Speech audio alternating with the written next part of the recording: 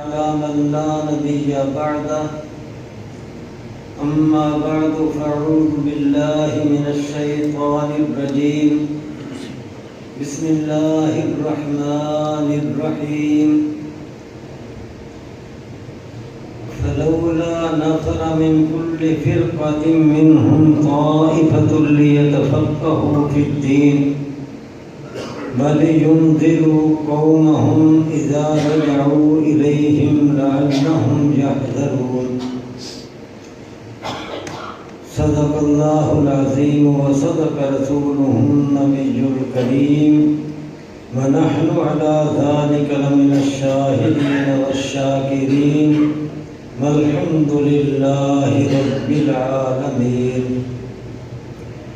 اللهم صل وسلم وبارك على سيدنا محمد وعلى آله وصحابه وأزواجه كما تحب وترضى عدد ما تحب وترضى رب اشرح لي صدري ويسر لي أمري واحلل عقدة من لساني يفقهوا قولي رب زدني علما وارزقني فهما سبحانك لا علم لنا إلا ما علمتنا إنك أنت العليم الحكيم آپ حضرات بھی درود شریف پڑھتے ہیں اللهم صل على سيدنا ومولانا محمد وعلى آل سيدنا ومولانا محمد وبارك وسلم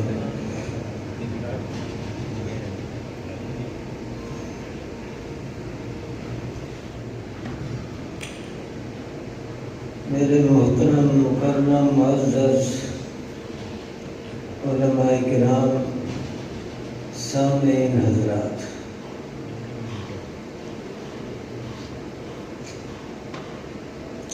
بڑی قیمتی گفتگو میرے بھائی حضرت مولانا محمد عبداللہ آپ صاحب فرما رہے تھے، یہ چاہتا تھا وہ اس کو اور زیادہ تفصیل کے ساتھ بیان فرمائے۔ جو انہوں نے گفتگو شروع کی آج کے حالات کے مطابق تھی، بڑی قیمتی گفتگو۔ امید ہے کہ آپ حضرات اس کو محفوظ رکھیں گے اور اس کو آگے دوسرے لوگوں تک بھی پہنچائیں گے۔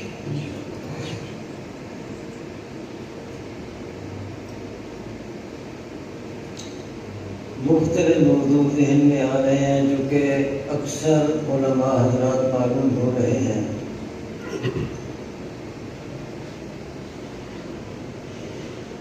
آج انداز تبلیغ کیا ہو؟ میں کہا کرتا ہوں تدریس آسان ہے، لیکن لوگوں کی نفسیات کو، نظریات کو سامنے رکھ کر تبلیغ یہ بہت مشکل ہے۔ عام طور پر تو یہ کہا جاتا ہے کہ یہ تدریس مشکل ہے، تبلیغ بہت آسان ہے، لیکن صحیح معنی میں جسے تبلیغ کہتے ہیں یہ مشکل ہے، تدریس آسان۔ آج ہمارے نصاب کی جو کتابیں ہیں تو ایک ایک کتاب کی اردو میں کتنی شروحات آتی ہیں۔ اگر کوئی محنت کرنے والا ہو ان شروحات کی مدد سے بڑی آسانی کے ساتھ وہ سبق پڑھا سکتا ہے، اور ہمارے پاس پڑھنے والے آج کل ایسے شریف لوگ اور ایسے مفتی فرما بردار کہ استاد نے جو پڑھا دیا اونچا سمجھ آ گیا، سارے سے بھیجا دیں گے کیا سمجھ آ گیا، ٹھیک ہے، سارے کہیں گے کہ ٹھیک۔ تو وہ ہمارے سامنے ہمارے شاگرد ہیں، اور جب آپ تبلیغ کرتے ہیں تو یہاں پر کوئی سامنے سارے شاگرد نہیں بیٹھے ہوتے، اور کسی ایک نظریے کے لوگ نہیں ہوتے، وہ کھچڑی پکی ہوتی ہے، مخلوط قسم کا مجموعہ ہوتا ہے، اور وہاں پر اس انداز سے بات کرنے کی ضرورت ہے، اس انداز سے بات کرنے کی ضرورت ہے کہ ذہن سازی والا انداز ہو، ناصحانہ انداز ہو، جارحانہ نہ ہو، جارحانہ نہ ہو، ناصحانہ۔ اس کا میرے پاس کئی واقعات ہیں جو میں سنانے سے وقت کے لحاظ سے قاصر ہوں کہ ناصحانہ انداز ہو وہ زیادہ مؤثر ہوتا ہے بمقابلہ جارحانہ انداز کے۔ صحیح معنوں میں مقرر اور مبلغ وہ ہے کہ جب تبلیغ اور تقریر شروع کرے تو اپنے مضمون کو اتنے مؤثر انداز سے، اتنے دلائل کے ساتھ مدلل کر کے اور اس طرح ناصحانہ انداز سے لوگوں کی ذہن سازی کرے، ان کے دل دماغ میں اتارے کہ اخیر میں جو یہ پیش کر رہے ہیں مضمون تو سامعین اس کے قائل ہو کر اٹھے۔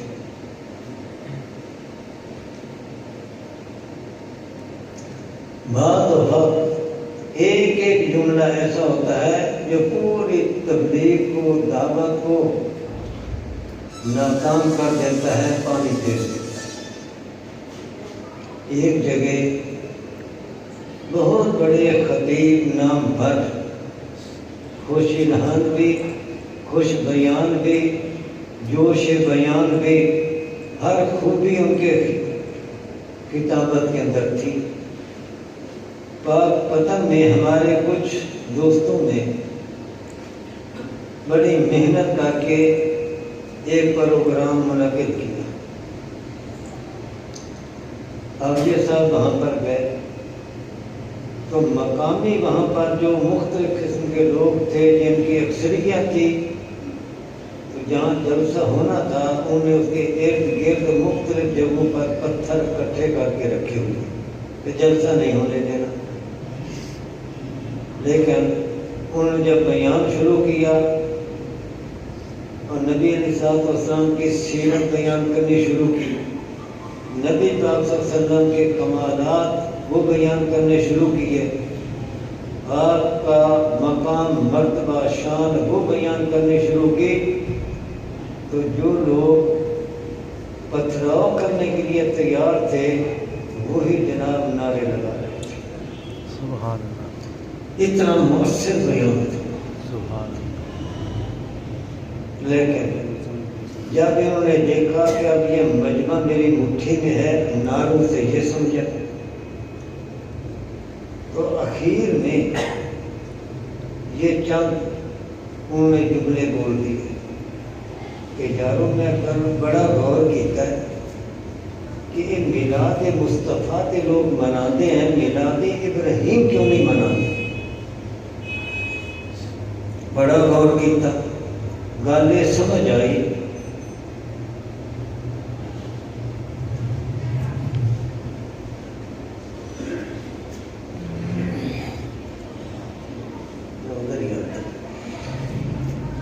تو کہتے ہیں گل یہ سمجھ آئی کہ میلاد ابراہیم اس واسطے نہیں مناتے کہ ابراہیم علیہ السلام نے یہاں دے آلہ حضرت کا نک بنیا سی، یہاں دے آلہ حضرت کا نک بنیا سی، یہاں دے آلہ حضرت کا سر پھوڑیا سی، یہاں دے آلہ حضرت کا یوں گردان پڑی، تو جو نعرے لگا رہے تھے انہوں نے ہی پھر پتھراؤ شروع کر دیا۔ اب دیکھو کتنی مؤثر بات تھی، لیکن ایک جملے نے اس پر پانی پھیر دیا۔ معذرت، کیونکہ اکثر مجھے نظر آ رہے ہیں ہمارے علماء، ائمہ مرتبہ حضرات بھی ہیں، اس لیے میں نے یہ بات عرض کر دی۔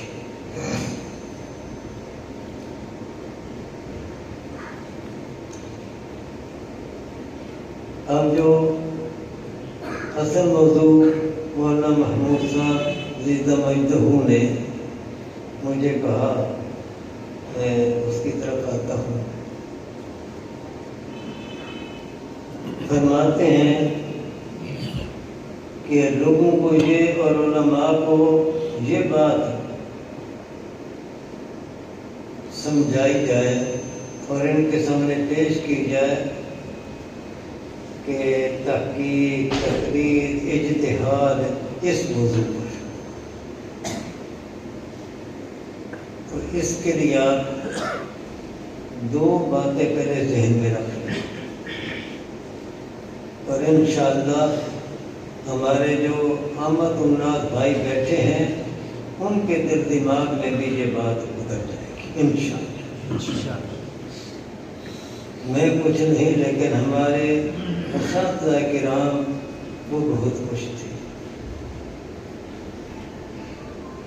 پہلی بات تو یہ ہے کہ آپ دنیا کے اندر دیکھیں گے تو جس فن کو لے کر دیکھیں، جس شعبے کو لے کر دیکھیں، اس میں آپ کو دو قسم کے لوگ نظر آئیں گے، ماہرین اور غیر ماہرین۔ سارے ماہرین بھی نہیں، سارے غیر ماہرین بھی نہیں۔ ہر فن کے اندر علاج معالجے میں اگر چلے جائیں اس لین میں، تو یہ ڈاکٹر حضرات، اطباء حضرات، خواہ وہ ایلوپیتھی ہوں، ہومیوپیتھی ہوں، یا دیسی علاج کرنے والے، یونانی تو میں نہیں کہتا، دیسی علاج کرنے والے طبیب، یہ ہیں ماہرین۔ لیکن آپ جانتے ہیں کہ سارے ڈاکٹر بھی نہیں، سارے طبیب بھی نہیں، کچھ ڈاکٹر، کچھ طبیب اور کچھ اس کے علاوہ جن کو نہ طب کا پتہ نہ ڈاکٹری کا پتہ۔ تو ڈاکٹر اور اطباء یہ ماہرین اس فن کی، اور کچھ غیر ماہرین۔ ایک حکیم صاحب تھے، جب قبرستان کے پاس سے گزرتے تو منہ پر کپڑا ڈال دیتے۔ کسی نے پوچھا کہ آپ ایسا کیوں کرتے ہیں؟ کہنے لگے یہ سارے میرے ہاتھ کی صفائی، یہ میرے ہاتھ کی صفائی ہے، میں نے ان کو یہاں پہنچایا۔ تو غیر ماہرین یا ماہرین بن جاتے ہیں، اس کا نتیجہ یہی نکلتا ہے۔ سارے انجینئر بھی نہیں، کچھ انجینئر اور کچھ غیر انجینئر۔ سارے وکلاء بھی نہیں، کچھ وکلاء کچھ غیر وکلاء۔ یہ بات سمجھ آ گئی نا؟ آپ مانتے ہیں نا کہ ہر فن کے اندر کچھ ماہرین کچھ غیر ماہرین۔ تو اسی طریقے سے اب آ جائیں قرآن حدیث کی طرف اور علم دین کی طرف، تو کیا خیال ہے کہ سارے یہ قرآن حدیث کے ماہر؟ جواب دیں نا، سارے ماہر ہیں؟ سارے ماہر نہیں ہیں۔ تو جیسے باقی فنون میں تقسیم ہے، کچھ ماہرین کچھ غیر ماہرین، اسی طریقے سے قرآن حدیث اور علم دین، اس کے تحقیق کے میدان میں یہاں پر بھی کچھ ماہرین ہیں، کچھ غیر ماہرین ہیں۔ یہ بات سمجھ آتی ہے؟ ایک بات تو یہ محفوظ ہے۔ اب جیسے باقی فنون میں ماہرین کے لیے ایک خاص نام ہے، ڈاکٹر ہیں، انجینئر ہیں، وکلاء ہیں، تو اسی طریقے سے علم دین اور قرآن حدیث کی تحقیق کے میدان میں یہاں پر بھی اسی طریقے سے جو ماہرین حضرات ہیں، جن کو قرآن حدیث کے احکام پر، دین کے مسائل پر، نظام شریعت پر اللہ پاک نے بڑی مہارت عطا کی۔ نظام شریعت میں اعتقادی احکام بھی آ جاتے ہیں، عملی احکامات بھی آ جاتے ہیں، اخلاقی احکامات بھی آ جاتے ہیں۔ میں یہ موٹی سی تقسیم کر رہا ہوں احکامات کی، اعتقادی احکام، عملی احکام، اخلاقی احکام۔ تو جو قرآن حدیث کے اندر آئے اور پھر زندگی میں پیش آتے رہتے ہیں ایسے مسائل، ان کو حل کرنے والے، ان کو سمجھنے والے جو ماہرین ہیں ان کو کہا جاتا ہے فقہا، ان کو کہا جاتا ہے مجتہدین، اور انہی کو کہا جاتا ہے ائمہ دین۔ تو کیا سارے ائمہ دین ہیں؟ سارے مجتہدین ہیں؟ سارے فقہا ہیں؟ وہ چند ہستیاں تھیں، فقہا، مجتہدین یا ائمہ دین۔ ان کو چھوڑ کر ان کے علاوہ نہ وہ فقہا، نہ ائمہ دین، نہ وہ مجتہدین۔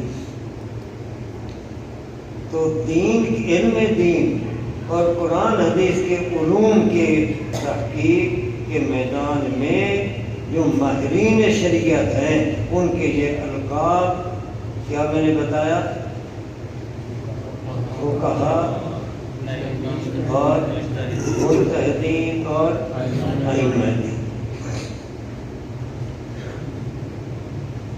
اور ہمیشہ طریقہ یہ ہوتا ہے کہ جب کسی فن کا مسئلہ بھی پیش آ جائے تو جو ماہرین ہیں وہ تو اس مسئلے کو سمجھتے ہیں اور حل کر لیتے ہیں، اور غیر ماہرین ان کا کام کیا ہوتا ہے؟ یہ ماہرین کی طرح خود تحقیق نہیں کرتے، ماہرین کی طرح یہ خود اپنا مسئلہ حل نہیں کرتے، یہ ہمیشہ ماہرین پر اعتماد کرتے ہیں، ماہرین پر اعتماد کرتے ہیں۔ اگر کوئی بیمار ہو جائے تو وہ ڈاکٹری کی کتابیں لے کر خود نہیں تحقیق کرنے بیٹھ جائے گا کہ اپنی بیماری کی تشخیص بھی آپ کریں، نسخہ بھی آپ ہی تجویز کریں اور پھر اس کو استعمال کریں۔ وہ ہمیشہ ڈاکٹر پر اعتماد کرے گا، البتہ یہ ضرور تحقیق کرے گا کہ ڈاکٹروں میں زیادہ ماہر ڈاکٹر کون سا ہے۔ یہ تو تحقیق کرے گا کہ زیادہ ماہر ڈاکٹر کون سا ہے، لیکن بہرحال وہ اعتماد کرے گا ڈاکٹر پر۔ انجینئرنگ کا مسئلہ آ جائے تو وہ ہمیشہ انجینئر پر اعتماد کرنا ہوگا۔ قانون کا مسئلہ آ جائے، آئین کا مسئلہ آ جائے تو پھر وہ قضا کسی ماہر وکیل پر اعتماد کرنا ہوگا۔ تو ہمیشہ طریقہ یہی چل رہا ہے۔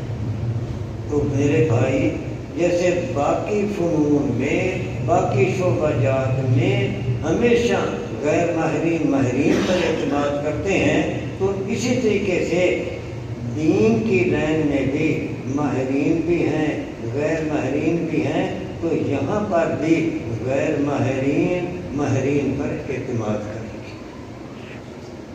اور یہ بڑی بے انصافی ہوگی کہ دنیا کی لائن میں اور باقی فنون میں تو یہ تقسیم بھی کی جائے ماہرین غیر ماہرین کی، اور پھر غیر ماہرین ماہرین پر اعتماد کریں، یہ بات بھی بڑی معقول سمجھی جاتی ہے۔ لیکن جب دین کا مسئلہ آ جائے تو یہاں پر جناب ہر ایک خود تحقیق کرے۔ یہ کتنی بے عقلی کی بات، کتنی بے سمجھی کی بات ہے، اور کتنی بے انصافی کی بات ہے۔ یہ دین کے ساتھ بے انصافی، قرآن حدیث کے ساتھ بے انصافی، آسمانی کتاب کے ساتھ بے انصافی، علم الہی کے ساتھ یہ بے انصافی کہ یہ فنون، یہ شعبہ جات جس سے انسان خود ان کے ایجاد کرتا ہے۔ کیا ڈاکٹری اللہ نے نازل کی ہے؟ انجینئرنگ اللہ نے نازل کی ہے؟ طب اللہ نے نازل کی ہے؟ یہ انسانوں کی اپنی تحقیق ہے۔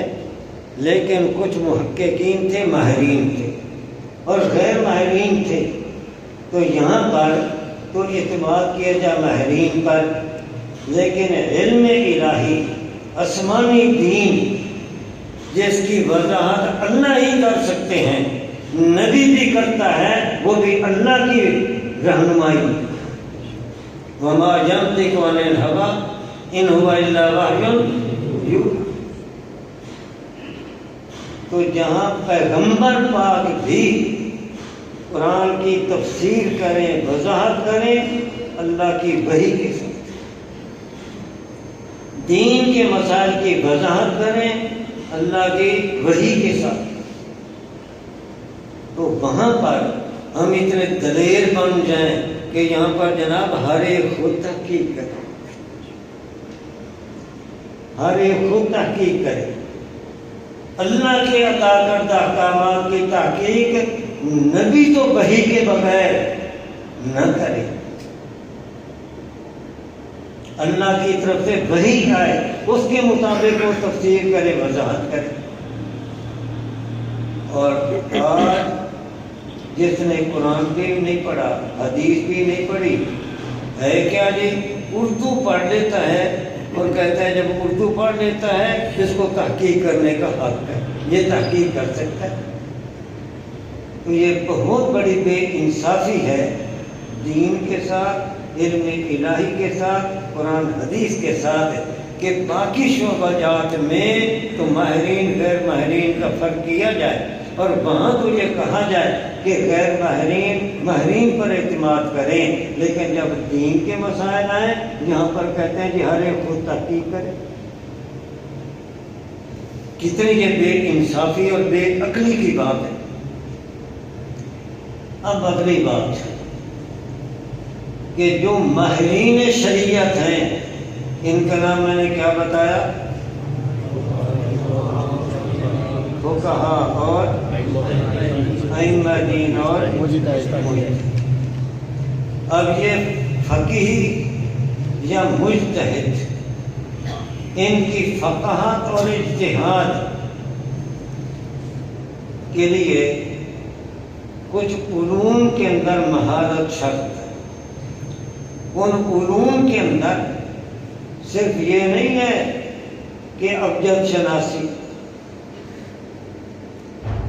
بلکہ ان علوم کے اندر پوری مہارت، ہر علم کے اندر بڑی دسترس ہو، گہری نظر ہو، ان علوم کے اندر مہارت ہو، وہ ہے جس کو اجتہاد کرنے کا حق ملتا ہے۔ علم الصرف اس کے اندر مہارت ہو، علم نحو کے اندر مہارت ہو، علم اللغت کے اندر مہارت ہو، اور عرب کے محاورات کے استعمال پر پورا عبور ہو۔ اسی طرح علم معانی، علم بیان، علم بدیع،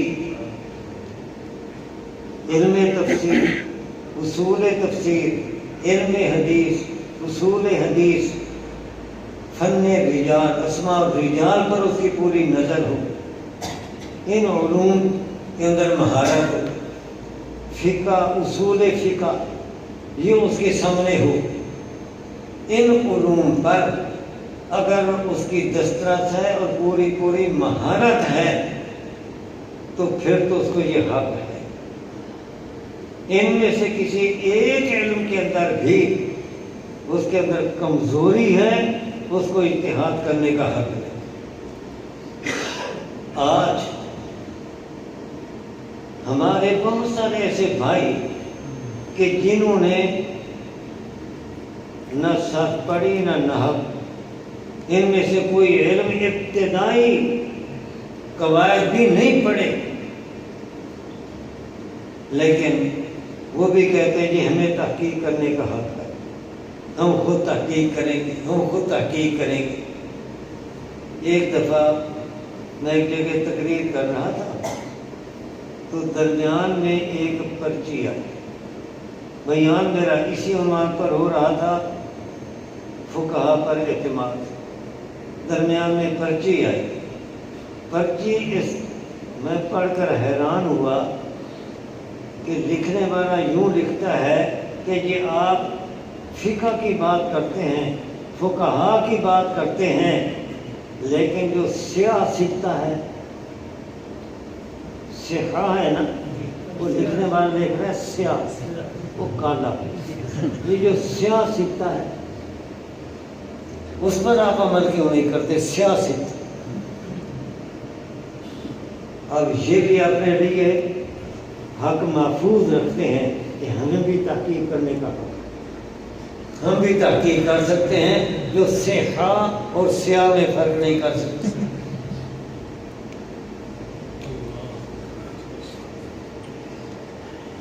تو ان علوم کے اندر مہارت ہو وہ اجتہاد کر سکتے ہیں۔ اور ایک بہت بڑا دھوکہ یہ دیا جاتا ہے کہ پرانی کتابوں میں کہیں کہیں لفظ آتا ہے اہل حدیث کا، عند اہل الحدیث، عند اہل الحدیث، پرانی کے سیاستہ کے اندر بھی کئی جگہ آئے، ترمذی شریف کے اندر آیا۔ اب وہ لوگوں کو دکھائیں گے کہ جناب یہ دیکھ لو، یہ دیکھ لو، اہل حدیث شروع سے آ رہے ہیں، اہل حدیث شروع سے آ رہے ہیں۔ ایک جگہ ایک صاحب نے اس کے حوالے لے کر پرچی میرے پاس بھیجی کہ اہل حدیث تو شروع سے آ رہے ہیں۔ میں نے سمجھایا، میں نے کہا کہ پیارے، اہل حدیث کے دو معنی ہیں۔ ایک اہل حدیث کا معنی یہ ہے علم حدیث کے ماہرین۔ علم حدیث کے ماہرین سے مراد یہ ہے کہ ان کو الفاظ حدیث پوری سند کے ساتھ یاد ہیں، جیسے حافظ قرآن کو الفاظ قرآن یاد ہوتے ہیں، ان کو الفاظ حدیث یاد ہیں، اور پورے راویوں کے سلسلے کے ساتھ سند کے ساتھ حدیث۔ اور دوسرے اہل حدیث جنہوں نے فقہ کا انکار کیا، فقہا پر اعتماد نہ کیا، بلکہ فقہا کے گیلے شکوے کیے، فقہا پر کام تشریح کی، فقہا کو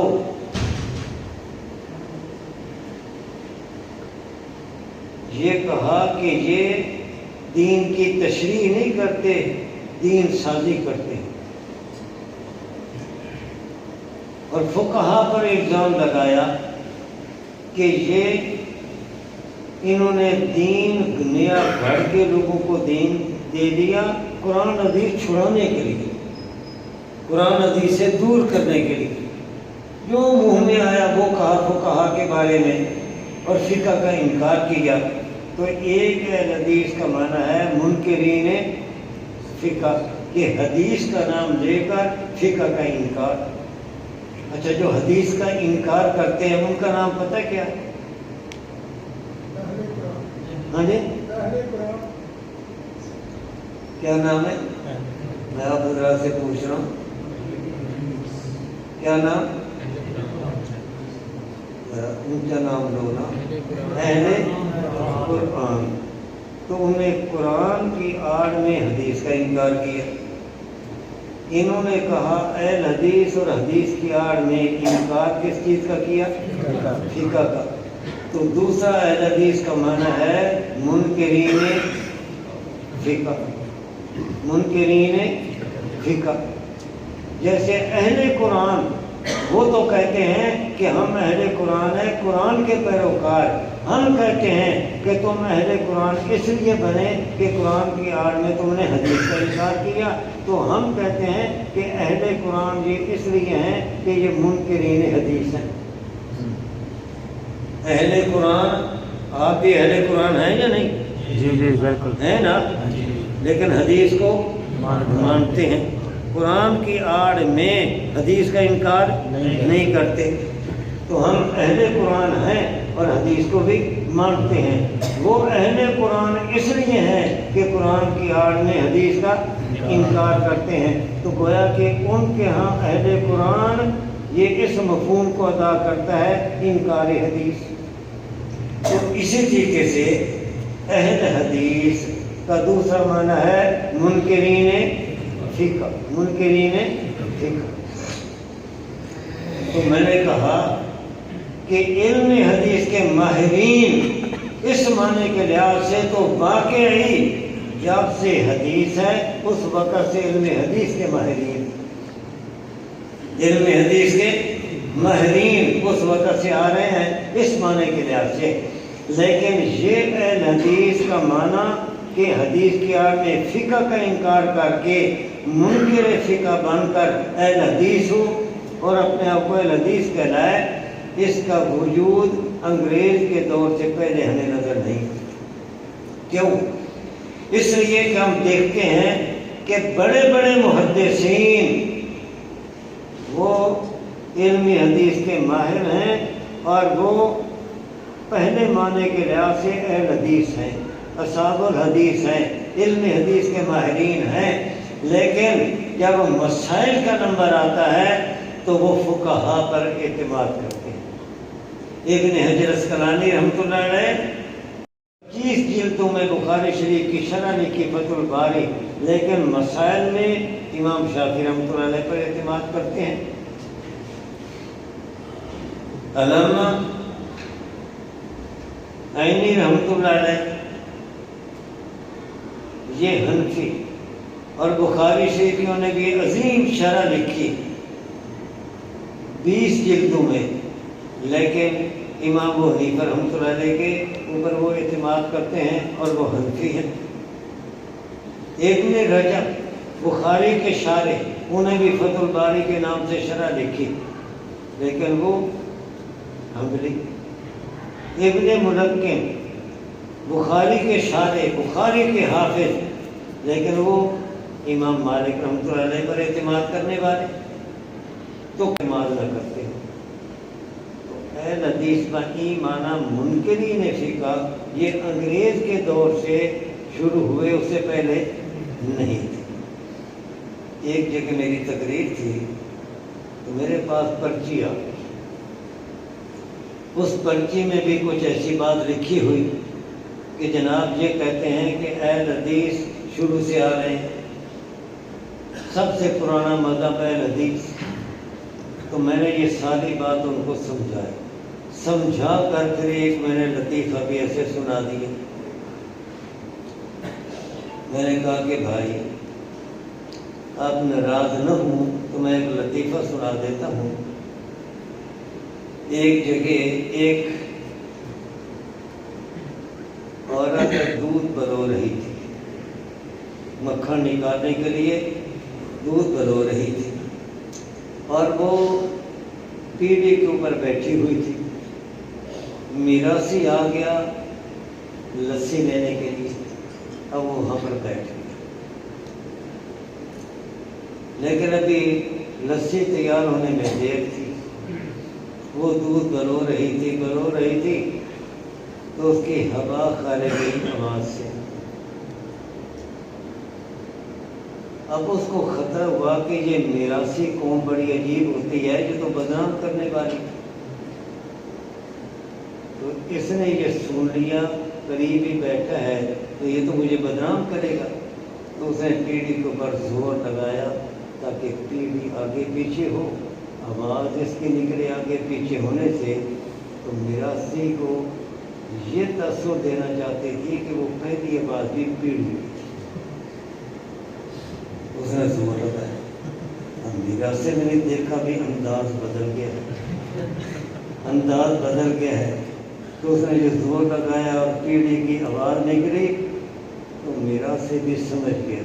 وہ کہتا ہے کہ نئی مرکانی پہلی سر ہو رہے، یہ سر پہلی سر ہو رہے، یہ سر ہو رہے۔ تو میں نے کہا کہ بھائی کتابوں میں وہ جو لکھا ہے نا، پہلے کتابوں میں اہل حدیث کو ہو کہ ایک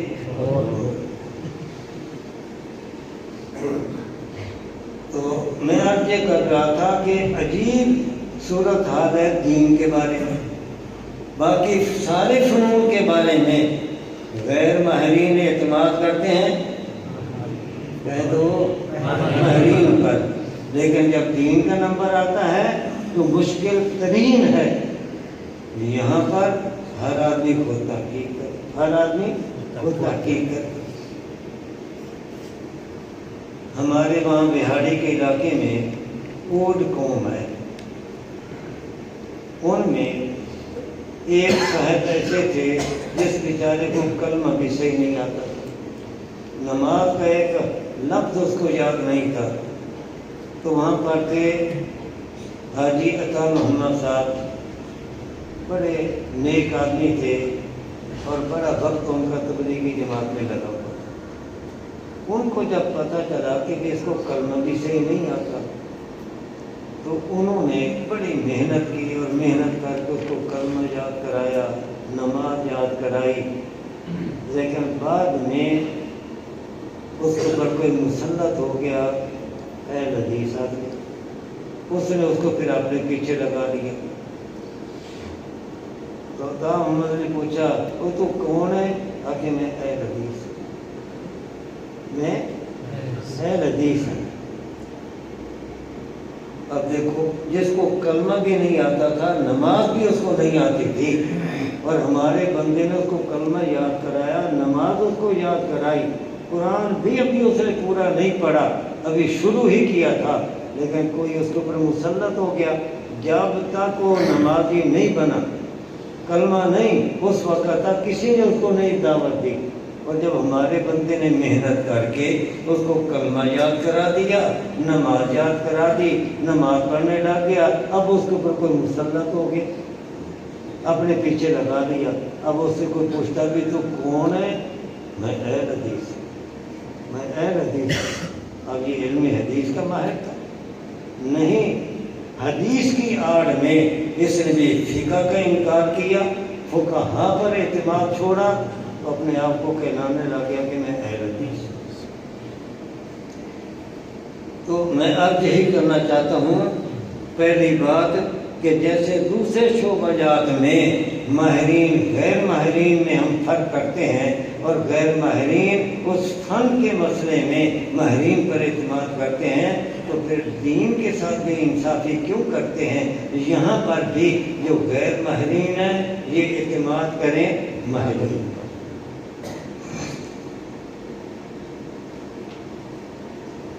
پہلی بات تو میں نے یہ آپ حضرات کو سمجھانی تھی۔ دوسری بات یہ، مسائل دو قسم کے ہیں، بعض مسائل ایسے ہیں جو واضح ہیں، اور بعض مسائل ایسے ہیں جو غیر واضح ہیں۔ اب جو واضح مسائل ہیں ان میں تو بھائی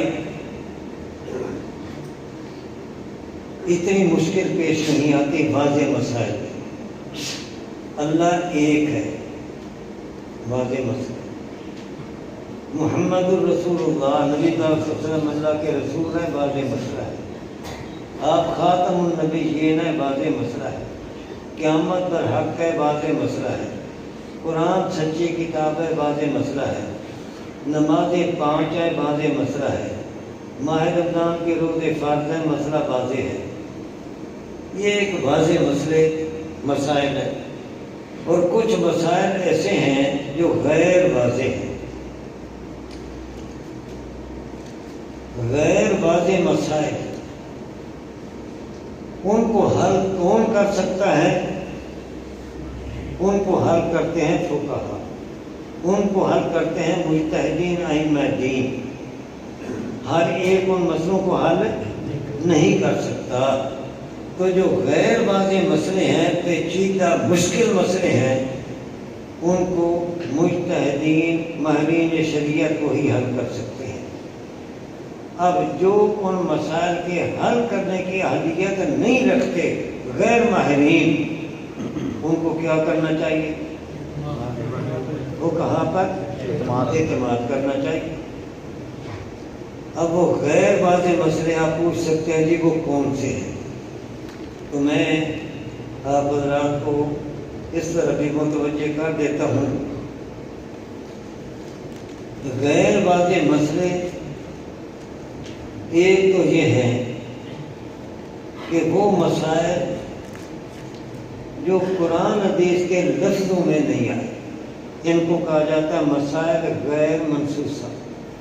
مسائل غیر منصوصہ یعنی نص کے اندر سے لفظوں میں آئے ہی نہیں۔ مثال کے طور پر رمضان شریف آگے آ رہا ہے، ایک آدمی نے روزہ رکھا ہوا ہے اور ڈاکٹر صاحب کہتے ہیں کہ جناب آپ کو ڈرپ لگے گی۔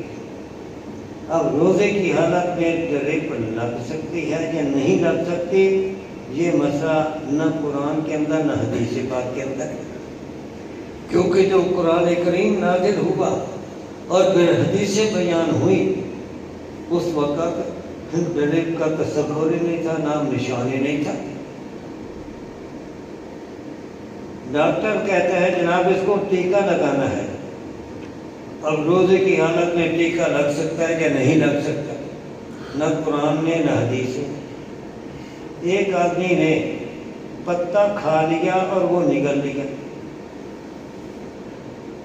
ایک آدمی نے کسی طریقے سے لکڑی چبائی اور وہ نگل روزے کی حالت میں۔